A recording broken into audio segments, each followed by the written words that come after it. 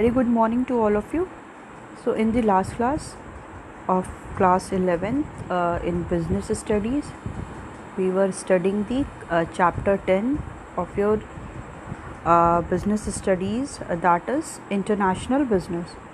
So in the last class, we were completing the topic, that is international business versus domestic business. Okay, so what are the basic difference between the domestic and international business? So why both business that is international as well as domestic business, how they can vary from each other, and what are the benefits of the when we go through the international business. So what are the different basic difference, and whatever the benefit we get from the international business, and what are the different benefits we get from the domestic business. Okay, so in this we have discussed the there are different areas where we can discriminate between the domestic business and the international business. Okay, so the basically the areas are the nationality of the buyer and the sellers, so in which we have discussed that the from which nations they belong. So in the domestic business, both are from the same nations, or they have same nationality, as well as in the international business both are from the different nations. Okay, and next one is nationalities of the other stakeholders. So in the other stakeholders, there are employees, suppliers, shareholder, general public, etc., who interact in the business firm. So in the case of domestic business, all are belong from the same country or the one country, and they have also shared the common language. They have their same culture as well as values, behavioral pattern. But when we discuss in the case of international business, so they all stakeholders are different from the each other. Okay, because they belong to the different countries, because here we are talking about the international business. So many of the countries are interacted or the contracted with each other, and they can do the different trade services. So in the mobility of the factor of production, so more and more factor of production are mobile in the case of domestic, as when we compare it to the international business. And in the case of customer heterogeneity across the market, so there is also dependence due to socio-culture variation or the differences. They are also differ in their taste, preference, fashions, language.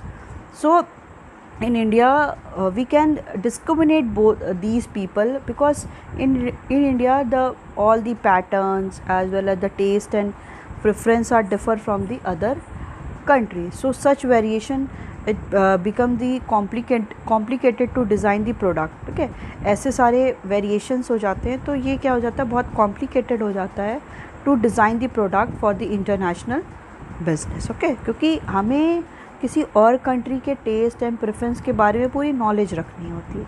अभी जब अपनी domestic industries में है, तो हमें पता होता है कि यहाँ के जो पीपल हैं उनको किस टाइप के प्रोडक्ट्स हमें उनको ज़्यादा पसंद होंगे. But in the case of international business, there is heterogeneity, means they are not identical. Their taste and preference, their fashions, their language are differ from the each other countries. Okay, next one is difference in the business system. Okay, there is also difference in the business system to how they are do their business. It is also depend on the others countries also, because if any individual want to do the international trade, they have to adapt their production process, their human resources, market plans according to the international market. Because here any individual, any businessman is going through the people, they are belong to the other countries, their taste, their preferences, their fashion and the language. So they have to adopt or adapt all the conditions, all the production activity which is of the international people. Okay, so next one is political system and the risk. So in the case of the political system as well as the risk, we have discussed that the political factors or the political thoughts or the ideology of the people is different in the case of domestic industries or in the international business. Okay, so they have to, if any individual want to do the international business, so the trade need to make special effort to understand the political environment of the other countries when any individual want to do export as well as do import with the other country. Okay, so business regulation and the policy. So every country had their own rules and regulations, their set of laws, as well as different thoughts, tariff and taxation policy. These all are the different from the each other. Okay, कि हर एक country की अपनी taxation policy होती है, tariff की policy होती है. टैरिफ मीन्स कि the tax which is imposed on the imported goods. तो जो भी ये सारी पॉलिसीज़ है, they all are the differ. So in this case, any individual have to understand the rules and regulation and their taxation policy when any supplier or the firm want to do the international business. Okay, they have to think much more about the international business. कि उन्हें क्या है, अब domestic industries से ज़्यादा उन्हें international industries को ज़्यादा समझना पड़ेगा, क्योंकि अभी क्या है, वहाँ पे लोगों की जो रेगुलेशंस है, जो वहाँ की पॉलिसीज़ है, जो वहाँ के टेस्ट है, फैशंस है, लैंग्वेज है, these all are the different to the domestic industry. तो वहाँ हमें जैसा प्रोडक्शन करना है, हमें उस कंडीशन पे क्या करना पड़ेगा, उनके ही सारे चीज़ को अडाप्ट करना पड़ेगा, तभी वो businessman will become the more successful. Okay, next one is currency used in the business transaction. So another difference between the domestic and the international businesses, in when we go through the domestic business, so all the currencies are the same. Okay, when we trade the goods from the one state to another state, we will exchange those goods in the same currency. Okay. But when we go through the international business, so the currency of the different countries are different. So there is also chances when the rate of exchange, when the exchange rate is done, when the currency is exchanging with the other country, so there is also chance of the fluctuating the money भी क्या होता है, fluctuation होता है. So it is due to this fluctuation, it has become difficult for the any firm to fix their prices of their product and the services. क्यों? क्योंकि इतना ज़्यादा फ्लक्चुएशन होता है. इसकी वजह से कोई भी फर्म के लिए एक प्राइस फिक्स करना अपने प्रोडक्ट और दी सर्विसेज के को फिक्स करना बहुत इम्पॉसिबल और it becomes too much difficult हो जाता है. Okay, next topic what we have discuss that the what are the benefits of the international business. Okay, so first one is why we need for the international business, कि हमें international business की need क्यों है, क्यों हम prefer करें कि international business होना चाहिए. तो first one is when we go through the benefit to the nation. Okay, it is divided into two, the benefit to the nation and the benefit to the firm. कि nation को क्या benefit हो रहा है जब international business कर रहे हैं, और फर्म्स को क्या बेनिफिट हो रहा है जब हम लोग इंटरनेशनल बिजनेस को प्रेफर कर रहे हैं. So when we go through the benefit to the nation, कि नेशन को बेनिफिट क्या हो रहा है, तो first one is earning of the foreign exchange. Earning of the foreign exchange का मतलब क्या हो गया, दैट मीन्स कि अगर हम क्या करेंगे, इंटरनेशनल बिजनेस क्या करता है, help country to earn foreign exchange. अगर हम इंटरनेशनल बिजनेस कर रहे हैं, मतलब दूसरी कंट्री के साथ बिजनेस कर रहे हैं, तो हम क्या करेंगे, फॉरेन करेंसी एक्सचेंज करेंगे. मतलब कि अगर हम अपने गुड्स को क्या कर रहे हैं, दूसरी कंट्री में एक्सपोर्ट कर रहे हैं, हमारे यहाँ कुछ भी अबंडेंट प्रोडक्ट है, हमने क्या किया, उसको दूसरी कंट्री में एक्सपोर्ट किया.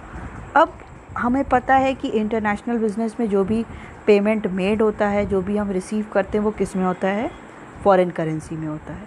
ठीक है, अब हम क्या करेंगे, एक्सपोर्ट करेंगे अपने प्रोडक्ट का, तो हमें क्या होगा, जो भी पेमेंट मिलेगा वो किस में होगा, फॉरेन करेंसी में होगा. So we will save all these foreign currency, हम उन फॉरेन करेंसी को सेव कर लेंगे. And when we need to import the goods, हमें क्या करना पड़ेगा, जब हमें इम्पोर्ट करना पड़ेगा from the other country, in that case we will use that foreign currency जो हमने एक्सपोर्ट के थ्रू अर्न किया था. Okay, so international business help a country to earn foreign exchange which can be use to import capital goods, कि अगर हम लोग को कैपिटल गुड्स को इम्पोर्ट करना है, capital goods mean those good which are use for the further production of the any commodity, कि कोई भी अगर हमको कमोडिटी का फर्दर प्रोडक्शन करना है, मीन्स और प्रोडक्शन करना है, तो हम क्या करते हैं, कैपिटल गुड्स को उनको ही कहते हैं। तो इसमें क्या कह रहा है कि अगर हम क्या करेंगे, इम्पोर्ट कर रहे हैं गुड्स को, ठीक है, अगर हमको कैपिटल गुड्स अदर कंट्री से इम्पोर्ट किया और हमने जो भी एक्सचेंज किया मींस एक्सपोर्ट किया था, हमें अर्निंग होगी।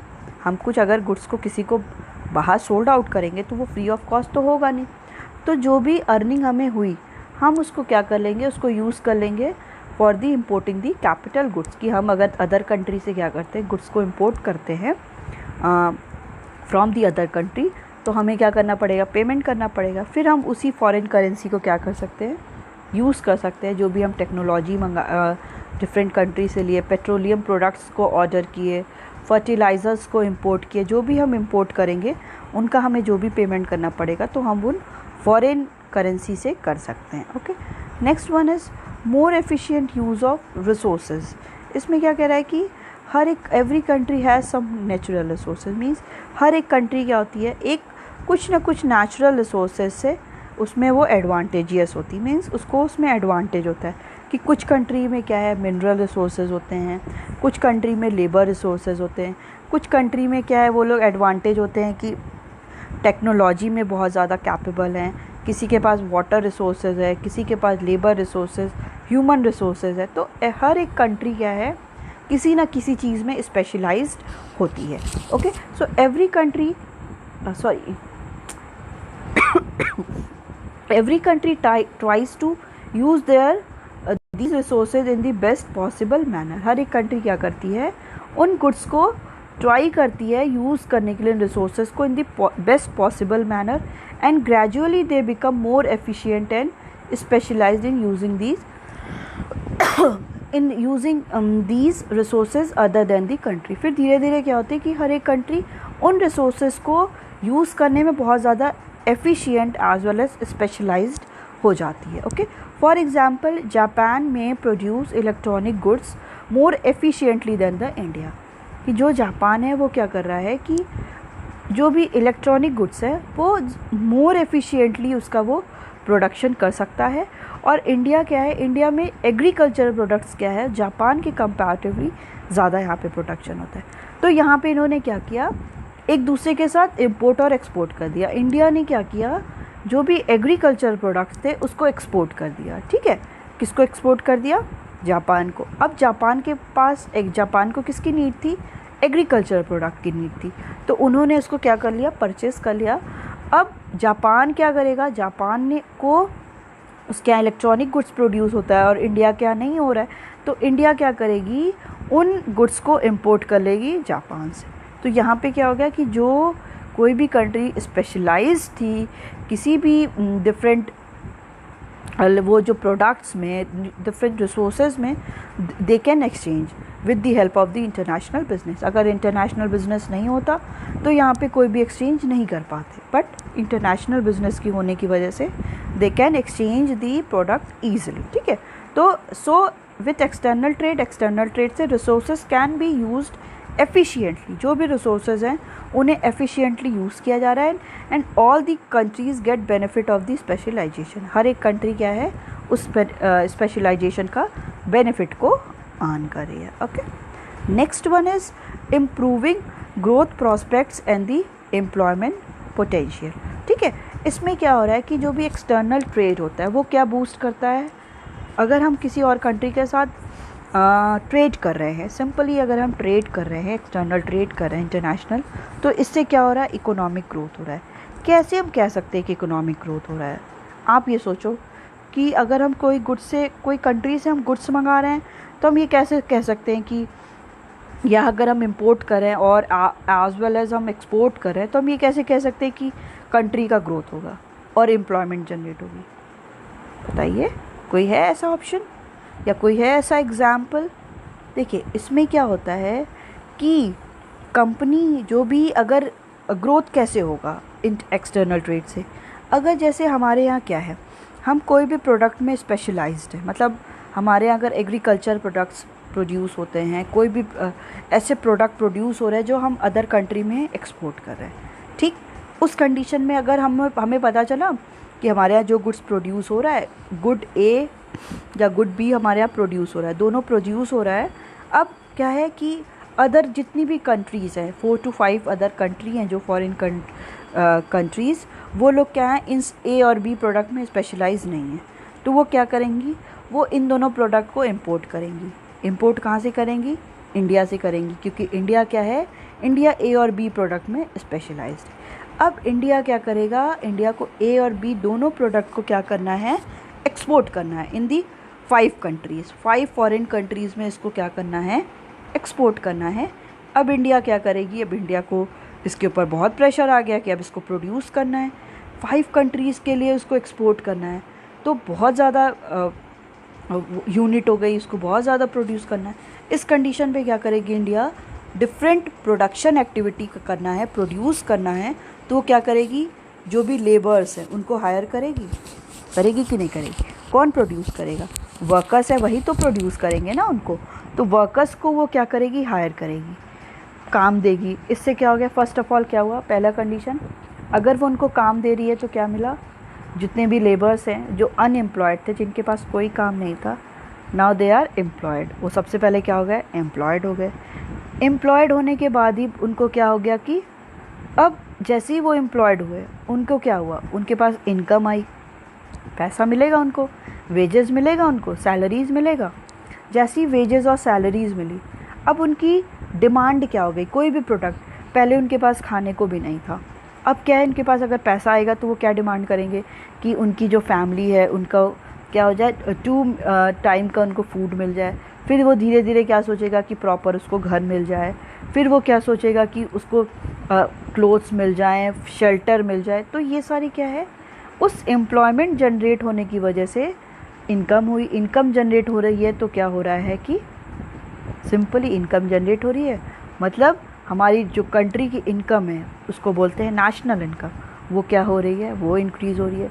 जैसे ही कंट्री की नेशनल इनकम इंक्रीज़ हो रही है, डैट मीन्स जीडीपी इंक्रीज़ हो रही है। GDP means gross domestic product, मतलब अब ये क्या हो गया, सोचिए, एक्सटर्नल ट्रेड्स के होने की वजह से एम्प्लॉयमेंट जनरेशन भी हो गया, employment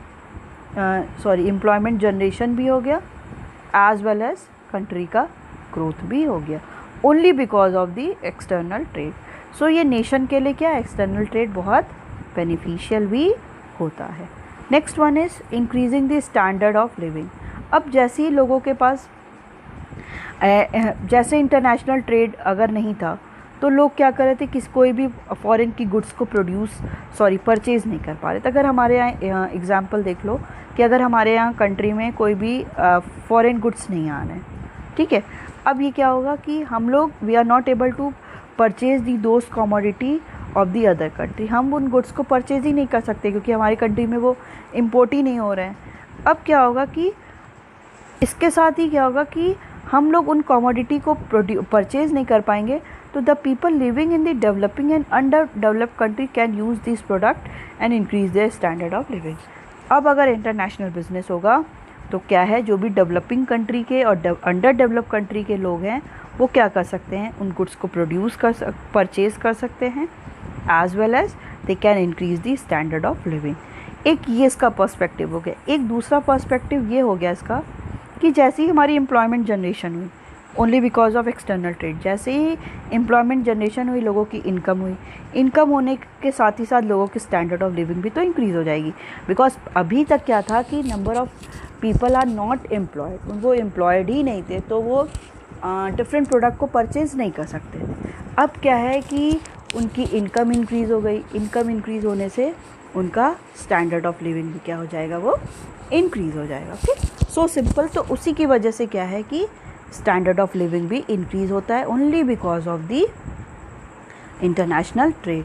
so these all are the benefits of the nation की only because of the international business की। इंटरनेशनल बिजनेस की वजह से ये सारे बेनिफिट्स क्या हो रहे हैं, नेशंस को हो रहे हैं। Now the next one is what are the benefits to the firm. तो अब कौन से ऐसे बेनिफिट्स हैं जो फर्म्स को मिलेंगे, ठीक है। फर्म्स को भी तो कुछ ना कुछ प्रॉफिट होगा, ऐसा तो है नहीं कि कोई भी फर्म क्या है लॉस के लिए करेगी। तो what are the different? So first one is prospect for the higher profit. Generally international business is more profitable than the domestic business. ठीक है, ये क्या है, हायर प्रॉफिट भी प्रोस्पेक्ट करता है, मीन्स जनरेट करता है। इसमें ये कह रहा है कि जो इंटरनेशनल बिजनेस होता है वो मोर प्रॉफिटेबल होता है than the domestic business. Domestic business से ज़्यादा प्रॉफिटेबल कौन सा बिजनेस होता है? इंटरनेशनल बिजनेस होता है। When the prices in the domestic market are low then firm can sell these product at high price in the international market in the countries where price are the high। देखिए इतना simple है कि international business में profit की condition, profit ज़्यादा होने की chances है as comparison to domestic industry. अगर किसी भी जैसे कोई भी प्रोडक्ट है, उस प्रोडक्ट की क्या है, इंडिया में डिमांड कम हो गई, ठीक है, इंडिया के लोग क्या कर रहे हैं, उस प्रोडक्ट को डिमांड नहीं कर रहे हैं। तो यहाँ पे क्या हो गया, उस प्रोडक्ट का मार्केट लो हो गया। अब उस प्रोडक्ट को कोई परचेज़ नहीं कर रहा है, क्योंकि अब क्या है कि हमारी डिमांड ही नहीं है। इस कंडीशन पे क्या कर सकते हैं, जो भी फर्म्स हैं, डिफरेंट सप्लायर है, वो क्या कर सकते हैं, उन्हीं प्रोडक्ट को जहाँ पे उस प्रोडक्ट की नीड है, जैसे कोई भी किसी भी कंट्री में उसकी नीड है, वो क्या कर सकते हैं, उन्हीं प्रोडक्ट को हाई प्राइस पे किसी और कंट्री में सोल्ड आउट कर सकते हैं। ठीक है, वो यहाँ पे तो कर नहीं रहा है क्योंकि यहाँ पे उसकी डिमांड नहीं है, तो वो क्या कर देंगे, उन सारे प्रोडक्ट को एक्सपोर्ट कर सकते हैं जहाँ पे उस प्रोडक्ट की डिमांड है और जहाँ पे उनको उसका प्राइस भी ज़्यादा मिलेगा। ठीक है, इससे क्या हो गया, हायर प्रॉफिट जनरेट हो गया। जहाँ पे इनको इंडिया में क्या हो रहा था, लॉस हो रहा था, अब वहाँ पे उनको उसी प्रोडक्ट की प्राइस क्या है, बहुत ज़्यादा मिल रही है। तो ये क्या है कि only because of the international business, domestic market में, अगर डोमेस्टिक मार्केट लो है, यहाँ पे लोग कंज्यूमर्स उन गुड्स को क्या कर रहे हैं, परचेज़ नहीं कर रहे हैं, या परचेज़ कर भी रहे हैं तो उसकी प्राइस यहाँ पे बहुत ज़्यादा है, मतलब सप्लाई बहुत ज़्यादा हो गई है, तो डिमांड उस हिसाब से नहीं है। तो सप्लाई ज़्यादा होने का मतलब क्या है कि मतलब बहुत ज़्यादा हो गई, तो प्राइस उसकी बहुत कम हो गई है। प्राइस कम होने का मतलब है कि प्रॉफिट किसी भी सप्लायर को नहीं हो रहा है, तो वो क्या करेगा, उस कमोडिटी की प्राइस को हाई करके दूसरे किसी कंट्री में एक्सपोर्ट कर देगा। So from there he will earn more and more profit क्या करेगा, वहाँ पे वो ज़्यादा अर्न करेगा। Okay, next one is increased capacity utilisation. ओके, कि कैपेसिटी को कैसे यूटिलाइज किया जाए, तो companies involve in the external trade increase their production capacity. With increase in the production capacity, these firms can get benefit of the large production or the economies of scale and reduce the cost of the production. मतलब कि companies जो भी involve होती है external trade में, ठीक है, they are different countries who are involve in the external trade, increase their production capacity. वो अपनी जो भी कमोडिटी को प्रोड्यूस कर रही हैं उसकी कैपेसिटी को दे कैन इंक्रीज, उसको वो इंक्रीज़ कर सकती हैं। With increase in the production capacity these firm can get benefit. ठीक है, अब जैसे ही उनकी प्रोडक्शन कैपेसिटी जैसे ही इंक्रीज़ हो जाएगी तो उनका क्या है, बेनिफिट भी इंक्रीज़ हो जाएगा लार्ज प्रोडक्शन का। वो क्या करेंगे, जैसी प्रोडक्शन का बेनिफिट इंक्रीज़ होगा तो वो क्या करेंगे, प्रोडक्शन भी ज़्यादा करने लगेंगे। इकोनॉमीज़ ऑफ स्केल मीन्स वो उन प्रोडक्ट को ज़्यादा प्रोड्यूस करेंगे जिससे उनको ज़्यादा प्रॉफिट हो रहा है, और जो कॉस्ट है प्रोडक्शन का, मतलब जो कमोडिटी वो प्रोड्यूस कर रहे हैं उसका कॉस्ट भी क्या हो जाएगा, रिड्यूस हो जाएगा। When they increase their production capacity. ठीक है, जो भी एक्सटर्नल ट्रेड में इंगेज हैं उनका क्या है कि उन्हें ज़्यादा से ज़्यादा कमोडिटी को प्रोड्यूस करके क्या करना है, उसको एक्सपोर्ट करना है। तो यहाँ पे वो क्या करेंगे, प्रोडक्शन कैपेसिटी इंक्रीज़ होगा। फिर जैसी प्रोडक्शन कैपेसिटी इंक्रीज़ होगा so it will firm can get the benefit of the large production large होगा, इकोनॉमीज़ ऑफ स्केल भी क्या होगा, कंपनीज उन्हीं गुड्स को प्रोड्यूस करेंगी जहाँ पे उनको ज़्यादा प्रॉफिट होगा, and reduce the cost of production. जो कॉस्ट ऑफ प्रोडक्शन है so it will reduce. Next one is prospects for growth. So when the demand for the product start becoming saturated in the domestic country, then the firm can enhance their business by approaching international market. So this is the main motivation for MNCs, means multinational companies at developed countries to enter in the market for the developing country. इस condition पे क्या होगा, जब ये countries देखेंगी कि जो भी उनके डिमांड है उनके प्रोडक्ट का, कोई भी इंडिया की अगर कंट्री है, सॉरी इंडिया का कोई प्रोडक्ट है, तो वो इंडिया का जो कोई डिमांड, अगर वो कोई भी बिजनेसमैन है और कंपनी है वो देख रही है कि यहाँ पे उस प्रोडक्ट की डिमांड बहुत कम है, तो वो क्या करेगी, वो अपने बिज़नेस को, अपने प्रोडक्ट को क्या करेगी, डिफरेंट कंपनीज़ को क्या करेगी, इंटरनेशनल बिज़नेस की ओर अप्रोच करेगी। ठीक है, अब उसको लग रहा है कि यहाँ पे मुझे प्रॉफिट नहीं होगा, वो क्या करेगी, वो अपने बेनिफिट को इंक्रीज़ करने के लिए इंटरनेशनल बिजनेस की ओर क्या करेगी, अप्रोच करेगी। And this is the main motivation for many MNCs। ठीक है, यही मेन मोटिवेशन होता है जो डिफरेंट MNCs जो है, मल्टीनेशनल कंपनीज़, वो डेवलप्ड कंट्री में एंटर होती है to enter in the market for the developing country. ठीक है, वही सारी जो डेवलप्ड कंट्री की वो होती हैं MNCs होती है, वो कहाँ एंटर करती है, डेवलपिंग कंट्री में, क्योंकि वहाँ पे उनकी नीड क्या है, डेवलपिंग कंट्री में उनकी ज़्यादा नीड है, क्योंकि डेवलप्ड कंट्री तो वो ऑलरेडी डेवलप है। ठीक है, उनकी वहाँ पे डिमांड बहुत ज़्यादा नहीं हो रही है, तो वो क्या सोचते हैं कि हम वहाँ पे अपने बिज़नेस को इस्टेब्लिश करें जहाँ पे इसकी डिमांड क्या हो, ज़्यादा हो। Okay, next one is way out from intense competition in the domestic